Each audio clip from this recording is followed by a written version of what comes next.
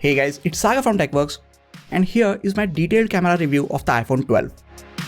I got this phone on the launch day, and since then, I got a bit carried away and clicked over 1200 images and videos with it. So this video took a bit longer because it was very hard for me to go through all of them and choose just a few of the best ones for this video. I ended up selecting about 100 image and video samples to share with you guys. Before we get to those image and video samples, let us check out the cameras that we are working with. From the outside, cameras on the iPhone 12 seem unchanged from the iPhone 11. We get a familiar looking dual camera setup at the back. Both the cameras again have a 12 megapixel sensor, but this time the main camera gets a 26mm lens and a wider f1.6 aperture. And the ultra-wide camera gets a 13mm lens and f2.4 aperture, which is basically the same as the iPhone 11. Both these cameras combined give us a 2x optical zoom out. Now these two are the same cameras that the regular iPhone 12 Pro comes with. It also gets an extra third camera, which is missing on the regular iPhone 12. You can shoot 4K videos in 24, 30 and 60 fps with both the cameras, with extended dynamic range for videos up to 60 fps. With this year's iPhones, you can also shoot Dolby Vision HDR videos at up to 4K 30 fps. You can also shoot 1080p videos in 30 or 60 fps and 1080p slow motion videos at 120 or 240 fps.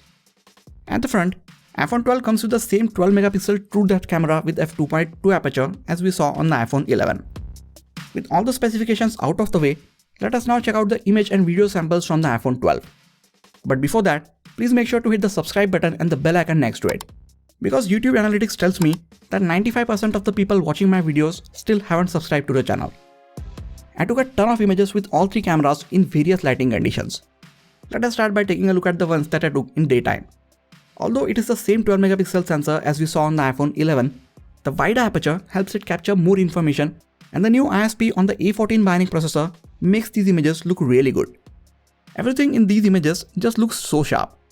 All these images are holding on to their details even as we zoom in on them. I will have to compare these images side by side with the ones from the iPhone 11 to check this, but I feel these images are slightly more saturated than the ones from the iPhone 11. I think Apple might have done some changes to their image processing algorithm. I also think the overall images are a bit warm from the iPhone 12, and I like this look. Colors are looking just amazing. They are so good and vibrant.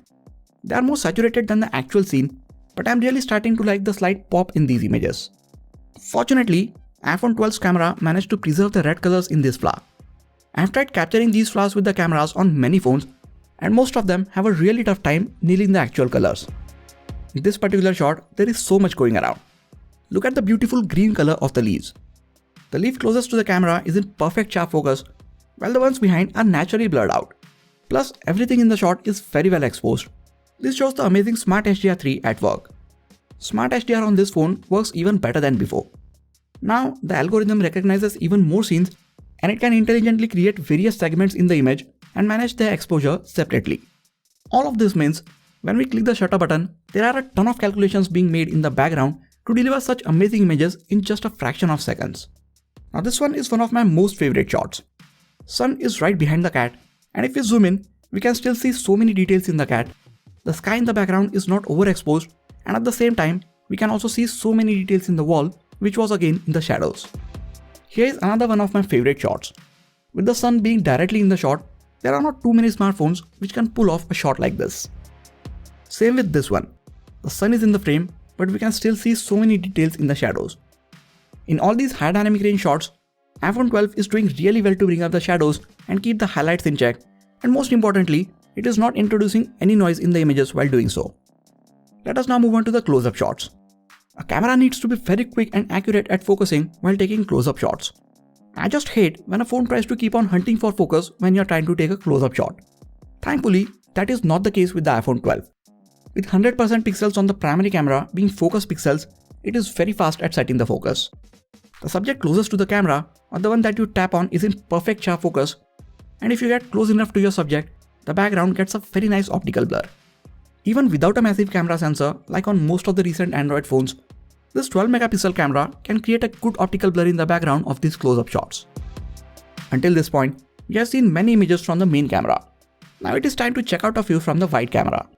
Here's how much more of the scene the wide lens lets you capture by standing at the same spot. This comes in very handy when you want to capture a wider scene but don't have enough room to move back, like while shooting architecture or while taking images in a small room. This time, there is a bit of distortion correction, so faces or things towards the edges of the frame won't be as distorted as they were before from the wide camera. Now this wide camera also gets all the same capabilities as the primary camera. So it can activate Smart HDR mode when in very bright light, Deep Fusion mode when in indoor lighting conditions, and night mode when in very low light. We have seen this last year as well, that Apple has been the best when it comes to matching the color temperature and white balance between these lenses. As good as the wide shots are, the lens and the sensor behind the camera are not as good as the primary one. So these images are a bit soft and not as detailed sometimes. But the Deep Fusion mode and other computations that are running in the background makes these wide images look much better and sharper than the wide images from other cameras. Last year, I said that if my phone is going to have just two cameras, I would prefer the secondary camera to be a telephoto one. But since then, I have used both the iPhone 11 and 11 Pro Max extensively and found out that I take a lot more images with the wide lens. And for taking telephoto shots, I never go beyond 2x, and that I can do with the main camera on the iPhone 12 as well. It won't be as sharp as the optical zoom, but it will get the job done. Coming to the portrait mode, which if you guys don't know is my favorite mode to shoot in on any smartphone. Whenever I have people in my shot, I just switch to the portrait mode. Last year, iPhone 11 did very well with the portrait shots, but with software updates it got even better over the year. And if the iPhone 12 can take this good portrait shots to begin with, I can't wait to see how much better it can get with software updates over time. Just look at these portrait shots. Everything looks so good. The subject is in focus, edge detection is near perfect, and the background is blurred out so nicely.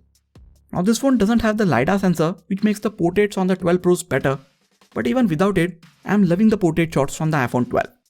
With all of the computational photography features working together, look at how good the portrait shots in these artificial lighting conditions turned out. There is some noise creeping in these images, but the ISP is doing its best to keep that to a minimum. And even with complex backgrounds, the edge detection on the iPhone 12 seems to be much better. Since it gets two lenses, it lets you take portrait shots of pets and objects as well. I really missed this feature on the iPhone SE. Look at how sharp this portrait shot is. Just like with portrait of people, I like taking portraits of objects as well. If you haven't tried it before, go ahead and try to take portraits of any objects with your phone. The portrait mode will make your images look a lot more professional.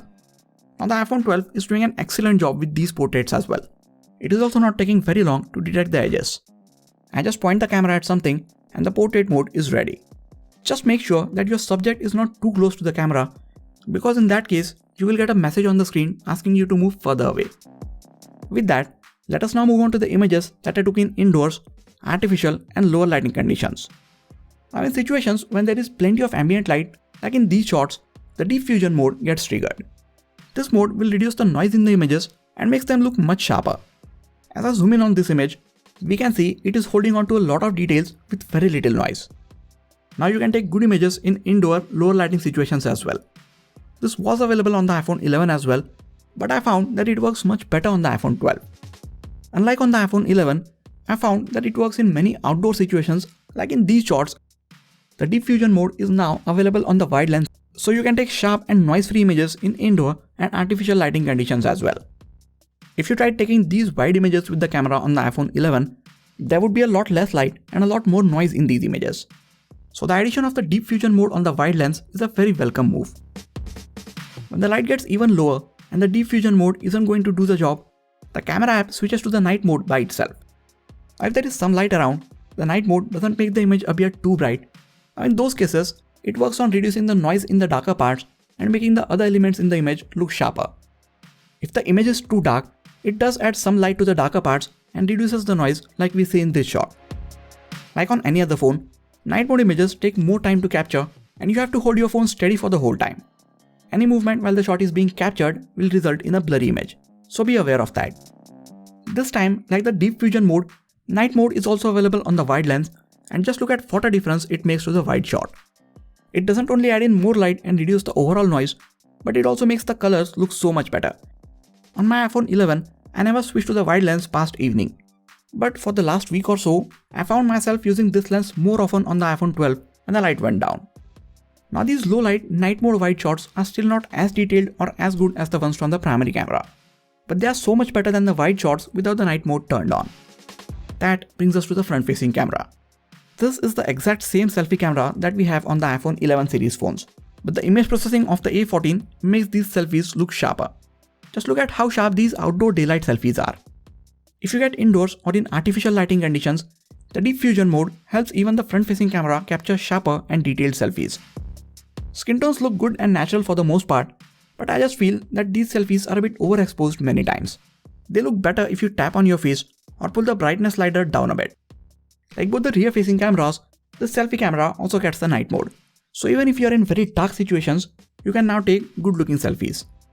Remember, again these night mode selfies take longer to capture, and since you are holding the phone with just one hand and away from you, the selfies will be blurred out if there is any sort of movement in the shot. You can take portrait selfies as well, and these also benefit from all of the new features. Since the background is blurred out, these look even more sharper and detailed than the normal selfies. Edge detection, while not being perfect, still does a good enough job, and I'm sure it will just get better with software updates. I also found that the iPhone 12 is better at keeping multiple faces in focus while clicking portrait shots, whereas the previous iPhones really struggled with this. Here's a video from the front-facing camera of the iPhone 12. You can see how it handles the overall exposure of the scene, colors, and stabilization when I'm walking around with it. All three cameras can shoot 4K videos at 60 fps, and these cameras can also shoot Dolby Vision HDR videos in up to 4K 30 fps. Look at how stable and good the videos look from this camera. iPhones have always had the best video cameras, and the iPhone 12 is here to take and carry this baton ahead from the iPhone 11 series phones. Here is a small montage of the videos that I took with this phone.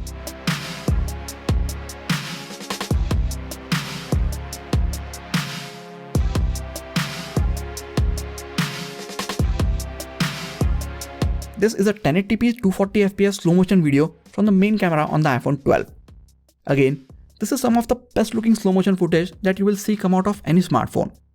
Since the A14 processor is very powerful, I was hoping to see 4K 120fps or at least 1080p 480fps slow motion video options in the iPhone 12. But like last year, slow motion frame rates are limited to 120 and 240fps at 1080p. With that, we have seen over 100 image and video samples from all the three cameras on the iPhone 12. While the daytime performance might not be miles better than the iPhone 11, the low light and indoor performance from all three cameras is much better than before. I think this is the phone that most people should get if you are serious about smartphone photography. The iPhone 12 Pro and 12 Pro Max do have an extra lens which offers more versatility to your shots, but the price premium that they ask over the regular iPhone 12 is definitely not worth it. I said this last year as well, that if you know what you're doing, it is difficult to take a bad image with the cameras on the iPhone 12. And even without the third lens, I would rate its camera to be just as impressive as the ones on the iPhone 12 Pro. Performance-wise, cameras on the iPhone 12 are definitely an upgrade over the iPhone 11. So if you're confused between the two and your decision comes down to the cameras, go with the iPhone 12. But if you already have the iPhone 11 and you're wondering if you should upgrade, then I would suggest you to wait for my comparison between the two and then make your decision. If you're using an iPhone XS or any phone from before that, and if you're looking to upgrade, iPhone 12 will give you a much needed bump in the camera performance. So after looking at over 100 image and video samples, what do you guys think about the cameras on the iPhone 12? Let me know in the comments. And if you're planning to get this phone, I will really appreciate if you get it from the affiliate links in the description section. It helps the channel a lot at no extra cost to you. That is it for this video guys. Please hit the like button if you enjoyed this video and subscribe to the channel for more quality tech videos like this. You can also check out some of the other videos from this channel. This has been Sagar, and I'll catch you guys in the next video. Take care.